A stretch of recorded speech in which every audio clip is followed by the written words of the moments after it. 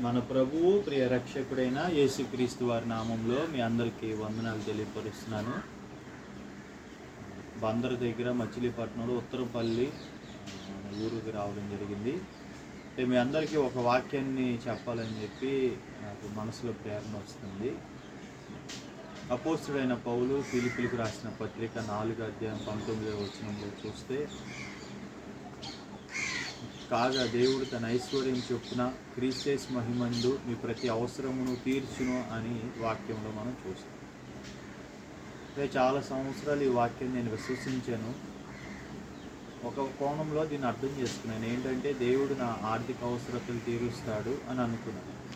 అంటే క్రైస్తవ జీవితంలో దేవుడు చేసిన సమకూర్పు, దేవుడు నాకు ఇచ్చిన సహాయం, మేలులు, దేవుడు నన్ను నడిపించిన విధానం, తీరుతెన్నులు ఇవన్నీ చూసిన తర్వాత, అర్థం చేసుకున్న తర్వాత నాకు అర్థమైంది ఏంటంటే, దేవుడు తన ఐశ్వర్యం చొప్పున క్రీస్తు మహిమని మన అవసరత తీర్చినానంటే అది ఆర్థిక అవసరత మాత్రమే కాదు, కానీ అన్ని రకాల అవసరతలు. ఉదాహరణకి ఒక మనిషికి కొన్నిసార్లు నాయకత్వం అవసరం. దేవుడు తన మహిమందు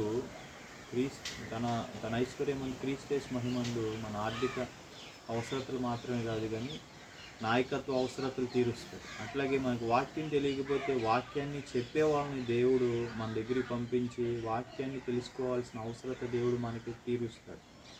స్నేహితుల కొరత ఉంటే స్నేహితుల అవసరత దేవుడు తీర్చేవాడై ఉన్నాడు.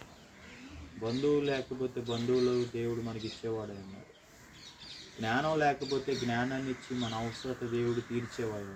వస్తువు సహాయాన్ని, వస్త్ర సహాయం, ధనం, తర్వాత ఇల్లు, వాకిలి, చదువు, అలా ఒకటే కాదు, అన్ని రకాల అవసరతలు దేవుడు తీర్చేవాడైనాడు. కేవలం ఆర్థిక అవసరతలు మాత్రమే కాదు. కానీ అట్లాగే ప్రార్థనలు ఏమితో బాధపడుతుంటే ప్రార్థన చేసుకోవడానికి పరిస్థితులు సరిగా అనుకూలించకపోతే అలాంటి పరిస్థితులు అనుకూలపరిచే దేవుడు మన అవసరత తీరుస్తాడు.